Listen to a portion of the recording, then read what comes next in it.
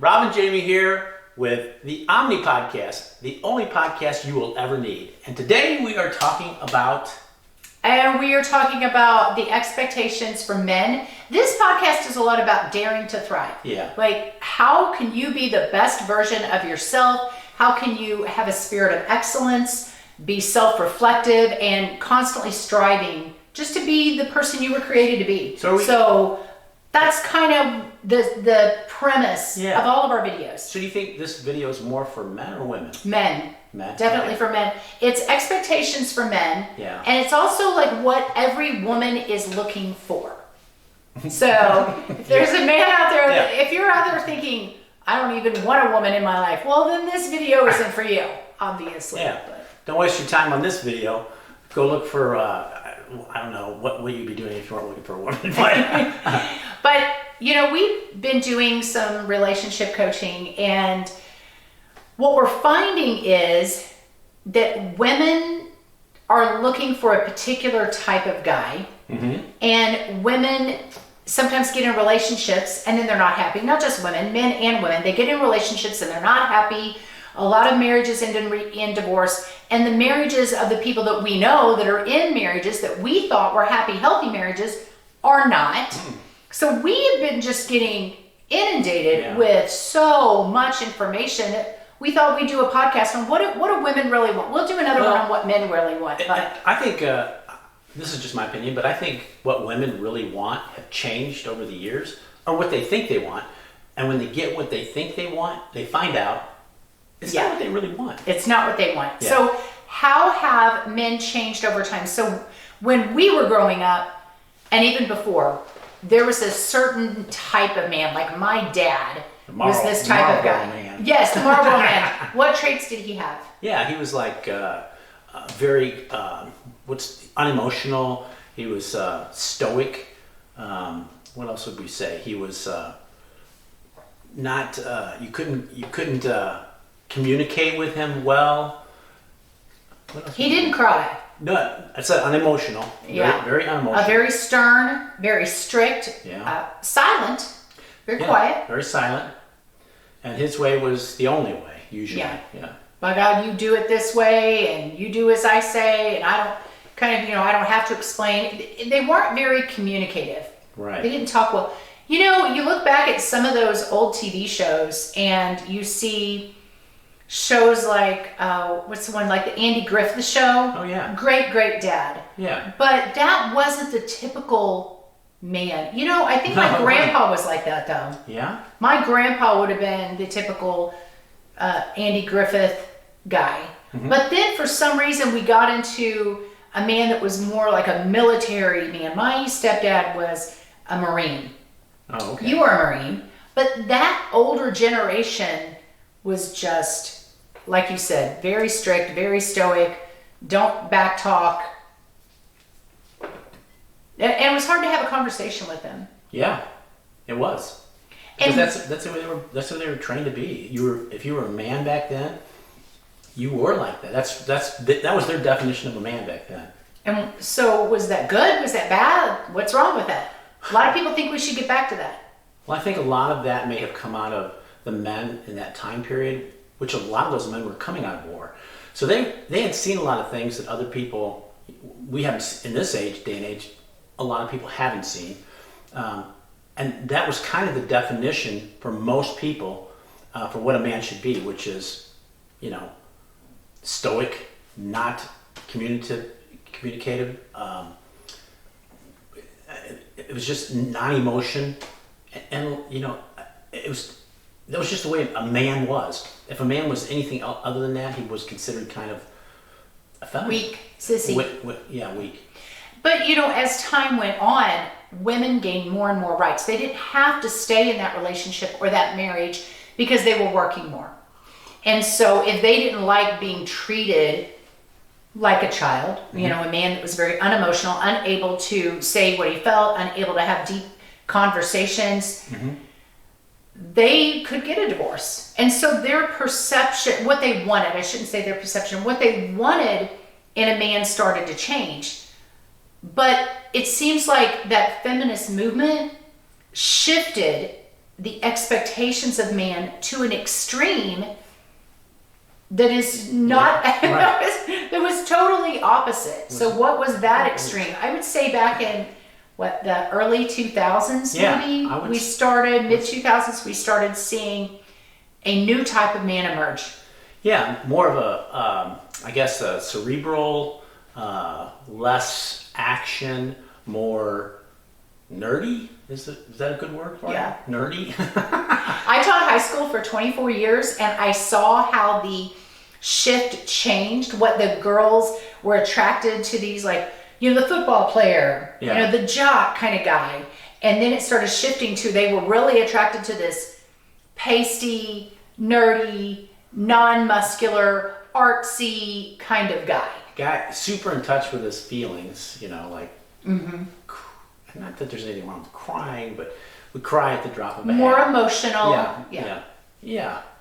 Is there something wrong with that? Well, yeah, at some point, yeah, if you're, I don't know, if you're driving down the road and somebody cuts you off and you start crying, that's a problem. But TV started to popularize that type of guy because we saw shows like The Big Bang Theory. Yeah. And even in the commercials, you would see a normal, everyday father, the man of the house. He'd always be the idiot in the commercial and on sitcoms and stuff like that. He was the one, Home Improvement. Oh, yeah. Shows like that. Right. They just made the dad the butt of the jokes. Right. Everybody loves Raymond. They made him the doofus. He wasn't very smart. Right. The woman held all the power. And the children did too. The children were fixing things, and the wife or the woman was fixing everything. Yes. The man always broke everything. Exactly. Yeah. And hurting himself. And I feel like we got into this time frame where they started touting their weakness as a virtue signal. Yes. Look at me, I'm unthreatening, because we started to get that term, the toxic male. Right. And so if a man was just a stand-up guy who protected his family, provided for his family, he had a little bit of a dangerous side. You didn't cross him, you didn't cross his family. If you came after his family, he would fight you. Right. He liked sports, he liked hunting. That man became known as toxic. Yeah. Well, and why do you think that was? I know, but I don't want to say. So it might get political. Well, let's go with maybe it was because on some level women felt a little safer with the nerdy guy, or a little more in control because they were the ones fixing it according to TV and other things. Do you think that's why it kind of shifted that direction? I don't know. Or do you think it was all political? I don't know.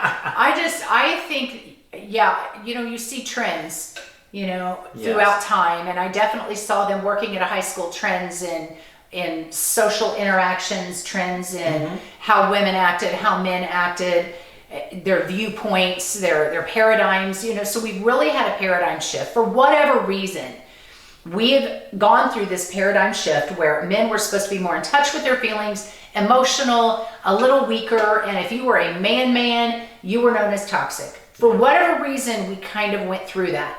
I feel like it's starting to come back from that because the girls that I taught, and the young women, they were attracted to that kind of nerdy guy, the pasty, couldn't fight his way out of a wet paper bag.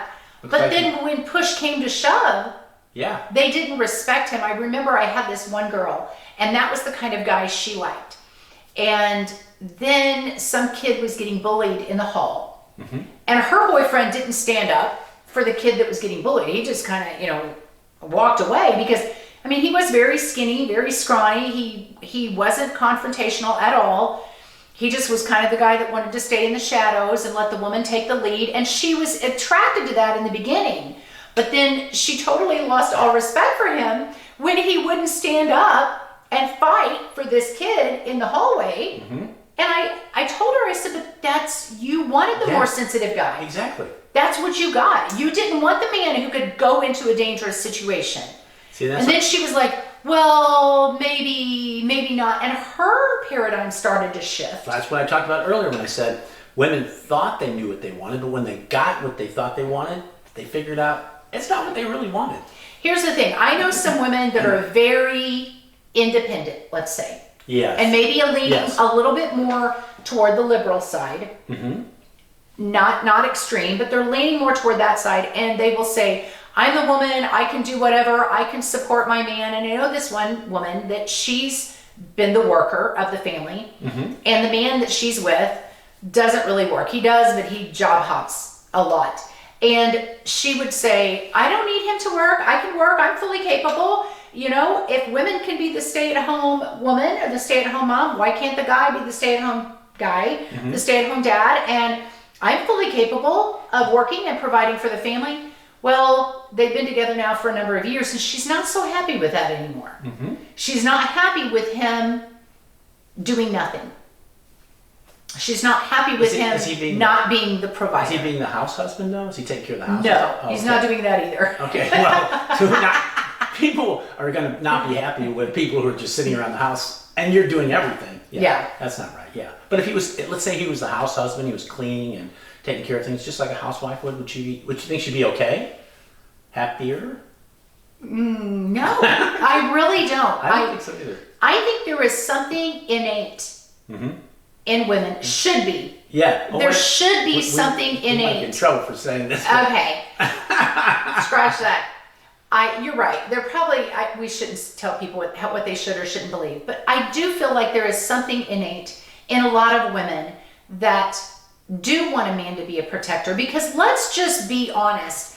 Us women, we are just not that physically strong. There is no way I can lift what you lift and have the endurance and the stamina and the muscle mass and the lung capacity and the arm reach and the shoulder width that you do. I just can't do it. Yeah. And if we're in a dangerous situation, we want to feel like we're safe. And I think women felt like they were safe with the nerdy guy because they're like, well, he won't trample over me. Right. He won't be abusive, which obviously nobody wants. But yet he wouldn't stand up for and fight for either. Right. And I know when we were in New Orleans, we had a very dangerous situation. And I felt very safe. I felt very safe walking with him. He handled the situation. He turned to this guy and said, hey, stop following us this close. You need to, back off. And you were very respectful about it. But I felt like I could be more safe in that situation because I don't need you to handle financial situations or my work situations for me. But in a situation like that, physical situation. I needed somebody with some size that could at least handle himself. Exactly. And I think a lot of women want that. They may not say it. They may not think it's politically correct to say, but women are the targets of abuse. I would say, more so than men. I would agree with this, and we've talked about this, and I would even say, from my experience with dating, when we were dating other people years ago, that when I would date a woman and treat her like really well, she liked it at first, but if I kept treating her just really, really good, she would lose interest, or she would not. She would kind of just start losing interest in me. But if I did something that was a little not nice, like forget to call her that day or something like that, then all of a sudden she was interested again. Like they want a man to have a little bit of an edge, like a little bit of a dangerous. Yeah, I would say women change that up, don't you? Yeah, see, if a guy treats you nice, respect it, and appreciate it. I'm just saying. And expect a man to treat you nice. Yes. But here's the thing: we don't want a man that we can walk over either. Right. I need to know that you have a hard line and you will draw a hard line in the sand. I don't want a man who is a pushover. Right. We have another family kind of friend that we know that the guy, he's just a pushover. Women just walk all over him. They move in their family members and their friends into their house. He pays for everything and he will not stand up for himself. And we tried to kind of set him up with this other girl and she said, no, he's too much of a pushover. Yeah. Isn't that crazy? I think we all want somebody that has some standards. You can't just walk all over them. Right. And he wasn't really interested either. You'd think he'd want to get out of that situation, but I don't know. I think what we're trying to say is that we're looking for a hybrid man. A man who is a little sensitive. So I think we went from that the expectations of a man to be that toxic male Mm-hmm. to this weak wimp. And now I think it's kind of switching back again. But I will say this. During that time frame, Mm-hmm. when the men were the nerdy, weakling kind of man, again, I taught high school and I taught relationship issues, family dynamics, child development, a lot of the psychology stuff. Mm-hmm. And I would ask the young men, do you want to take the initiative in asking a woman out, or do you think she should take the initiative? Yes, They- young men this? I ask young men, like, what do you think the expectations, the standards are, whatever. Do you know that all of the young men said, I love it when a woman asks me out. Well, yeah, Okay. no risk. And I said, and here's the thing, I said, do you really? Because, and they're like, yeah, there's no risk. I don't have to ask her out and face getting rejected. So they didn't want to fade. They didn't want to do something hard, something tough. That's why they liked it. But then Yeah. they said, but then if I say yes, great. But if I say no, then the woman gets all mad because all of a sudden I'm a Yes. jerk. She Yes. says, I got up the nerve to ask a guy out and he rejected me. What a jerk. But then if he says yes, but he doesn't really like her, he just says yes because she got up the nerve to ask him out. Typically, I guess what you would say the male role should be. So he goes out with her on a date, but he doesn't really like her. So then he doesn't call her afterwards, or he just says, hey, And he's a jerk again. I don't think this is right. Yeah, he can't Go win. ahead. Okay, so this is off subject, but I'm curious now. Why do men who get rejected just go, okay? Why is that okay? Why do they handle it? And why do women get all... There's a lot of double standards, and we could go into a whole video of the double standards and the stereotypes that men and women have. Right. And I don't think that it's caused by any big, powerful, politicians or, one political party versus another, or the feminists versus the traditionalists. I don't think it's caused by any of that, because I have told you, and we've talked about this a lot, women, we are our harshest critics. Women will criticize other women no matter what. You're either too skinny or you're too heavy. You're too plain or you wear too much makeup. Men don't sit around and criticize other men because of their thigh size or their wrinkles that they have. But us women, we are so critical of each other. We will criticize a little bit if they're kind of weenies. Kind of like pasty, I don't know. I shouldn't say that. So I think it's shift that women don't want the weakling man anymore, but we don't want a toxic guy that's going to run all over us and be a bad guy. So we want that hybrid guy.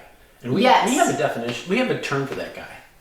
Yes, we do. I forgot what it was for a second. Well, it's not a term we've coined, No, but you see a lot of videos talking about high value men and high value women. Yeah. And so women want a high value man, and men should want a high value woman. But we're just talking about what women want right now. Correct, yeah. And women want a man who is all of it. So listen, men, I know that's really tough. We want a man who could have a dangerous side if need be. Well, I think Not dangerous to the point that you're scared of him, but Jordan Peterson said a great man is capable. He knows he is capable of great evil, but he can control it. Right.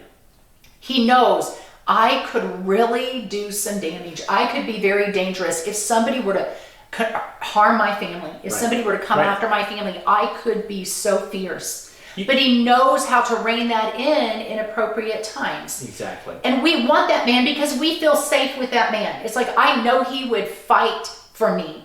But he won't fight with me. Until there is, we all know there's evil in this world. Until there's no evil left in this world, which will not happen until end times. You need a man that is capable of fighting that evil. Who will fight that evil. And he has to have some capability of being, maybe not evil, but violent Yes. to do that. And we talk about these young boys and getting them in football or wrestling or the MMA fighting. And some people will say, oh, that's so toxic. Well, listen, if what he said was just true, that we need men that are capable of that balance to combat the evil. Then where do those men learn those skills? They practice it when they're 8 years old and 10 years old and 14 and 16 years old on the football field, on a wrestling mat where there's rules and there's boundaries, but they get to practice that aggression. They get to practice that control. Exactly. And I don't know if you want to say some of that, more dangerous sides. They get to practice that so that when a real situation comes, like when we were in New Orleans, they're ready for that. They're prepared. They know how to handle it. They know what to do. And I hate it when women, and some men, but women put down men that are interested in the sports and stuff like that, and they call them a toxic male. Listen, we need those men to be able to practice that, what would you call it, defense. And to be able to defeat the evil and defend the innocent. Right. Exactly. We have to have that. Exactly. It's what the military does. Yeah. And other things, like you said, self-defense courses, even football. The thing is, if you get into football or you get into wrestling or you get into any type of contact sport, you understand what it's like to get hit. And you, like anything else in life, you lose the fear of it after a while. You learn that, okay, I'm going to get hit. It's going to hurt, but it's not going to kill you.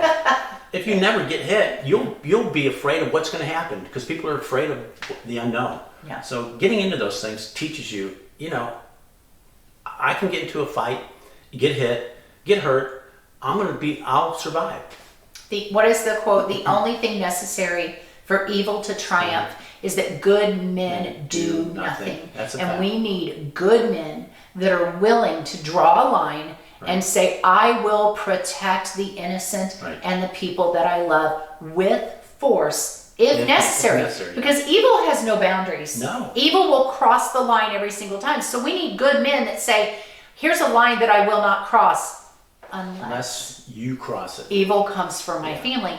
And so that's what women want. So men, what do women want? We want a high value man who is all of it. He is kind. He is generous. Make a list, man. He is loving.